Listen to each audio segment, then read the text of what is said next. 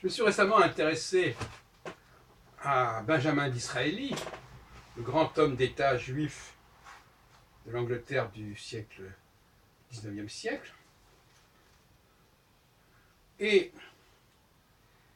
je lis à la fin, il en remontera à Bismarck lors de la crise des Balkans, qui devait se résoudre par le congrès de Berlin de juin 1878. Ce fameux congrès de Berlin de juin 1878 est à rapprocher du congrès de Bâle de 1897 qui s'est tenu 19 ans plus tard. Ces deux congrès sont à placer au centre de l'histoire du sionisme moderne. J'en ai déjà parlé à plusieurs reprises, j'ai même fait une communication à Jérusalem il y a quelques années au Congrès mondial des études juives, qu'on doit pouvoir trouver dans les actes.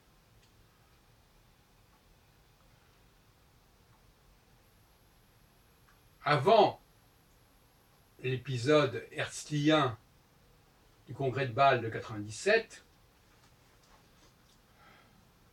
qui visait effectivement à trouver un refuge pour les juifs qui seraient persécutés, car telle était la raison d'être initiale du système, comme d'ailleurs le congrès de Berlin de 1878.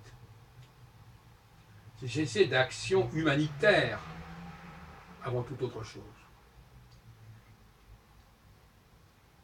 Régler la question de ces populations juives errantes, déracinées, et non pas de résoudre le problème du destin du juif en général, qui deviendra progressivement par la suite quelque chose de cet ordre-là,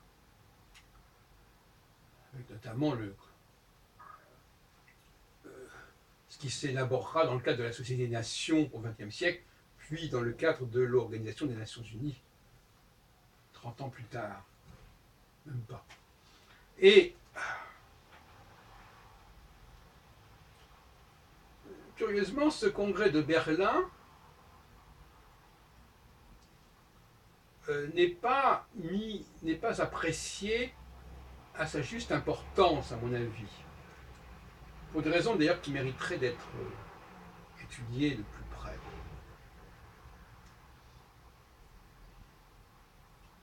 Il ne fait pourtant pas de doute que la question juive aura été abordée à Berlin en 1978 et que un certain nombre de dirigeants juifs ou d'origine juive étaient partie prenante de ce congrès de 1878. Non seulement Disraeli, qui à l'époque était le Premier ministre de sa gracieuse majesté, mais Adolphe Crémieux, qui en 1870 avait d'ailleurs déjà accordé la nationalité française aux Juifs d'Algérie.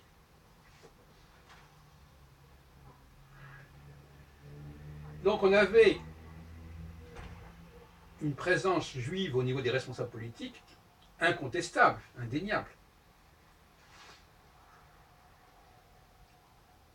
Et bien que je n'ai pas de renseignements à ce sujet, je pense que Disraeli, d'ailleurs lui-même, s'intéressait énormément au sionisme.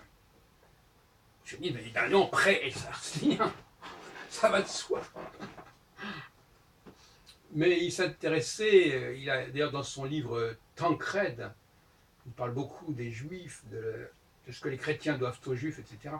Donc, je veux dire que ça a été un élément politique important pour Disraeli, et il ne serait pas étonnant que, face à la question d'Orient, car finalement c'est aussi ça dont il s'agit, et la question d'Orient c'est avant tout la question turque.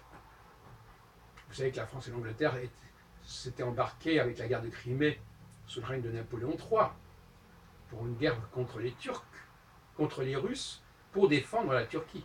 Ou plus exactement, pour interdire aux Russes l'accès à Constantinople, notamment.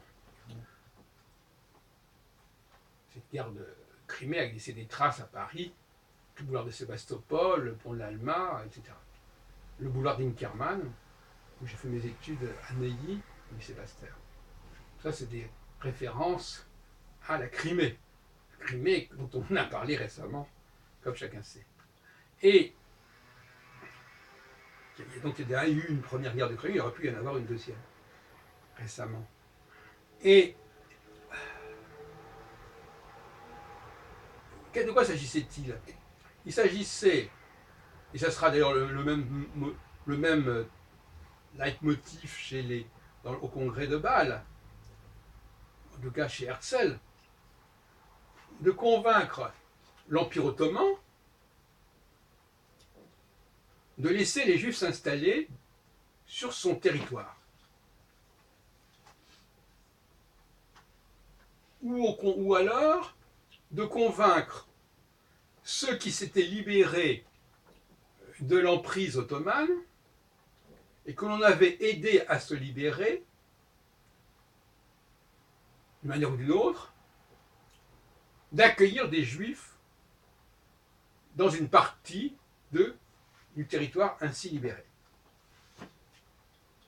La Roumanie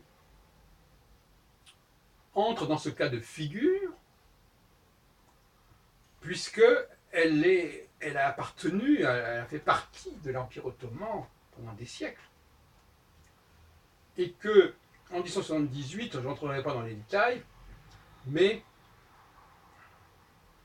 son avenir était en jeu, l'appui des puissances européennes était en question, et qu'on a exercé sur elle un certain chantage.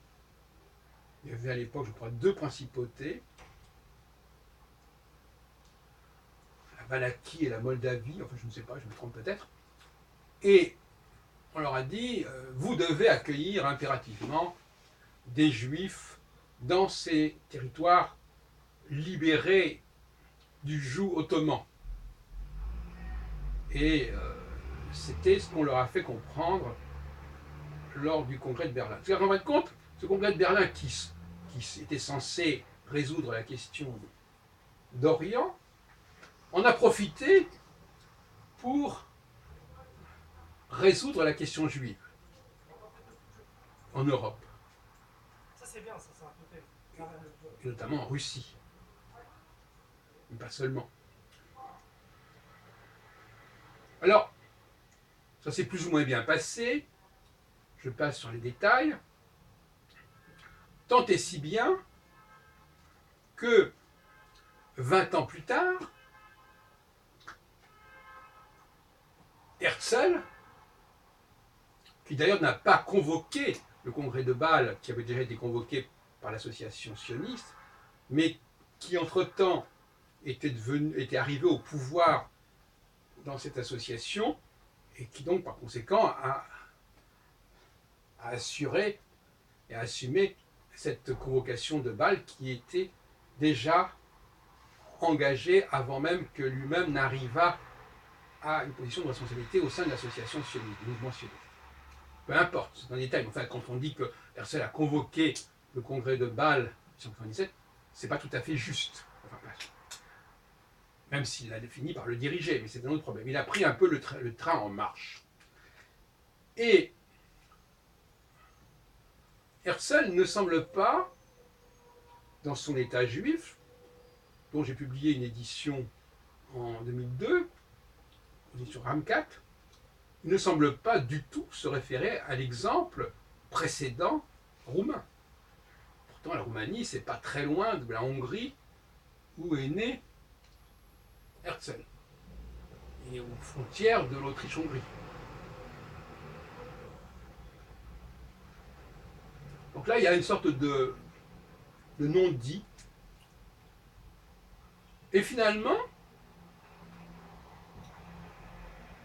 la stratégie reste la même. Convaincre, encore une fois, a utilisé, exploité, instrumentalisé la situation dans le monde turc pour, une fois de plus, résoudre la question juive. Mais cette fois-ci, en allant vers d'autres régions, y compris, bien entendu, celle de la Palestine. Rappelons d'ailleurs, puisque tout à l'heure je parlais d'Adolphe Crémieux et de l'Algérie, que l'Algérie, de facto, a fait partie aussi de cet empire ottoman. Et que de facto, quand Crémieux accorda en 1870, donc on a 1870, 1878, 1897, les trois dates, accorda la nationalité au lendemain, au moment de la défaite militaire de la guerre franco-prussienne, et de la perte de l'Alsace et d'une partie de la Lorraine, de la Moselle, là aussi il y avait une sorte de projet sioniste. D'ailleurs, Crémieux, en 1860, avait créé l'Alliance israélite universelle, avec une dimension de régler, de gérer le judaïsme à l'échelle mondiale. Donc, là aussi, il y avait eu peut-être une volonté d'instaurer une sorte de foyer juif en Algérie. Puis ça sera fait vers Bucarest, puis ça sera fait vers Jérusalem. Enfin, globalement, voilà un petit peu, à mon avis, comment il faudrait réécrire l'histoire des solutions sionistes, j'aimerais bien appeler cette expression, entre 1850 et 1950, qui couvrirait à la fois les entreprises de Crémieux et nous amènerait au lendemain de la Seconde Guerre mondiale, avec la création en 1947 et 1948 de la solution palestinienne-israélienne que nous connaissons. Merci.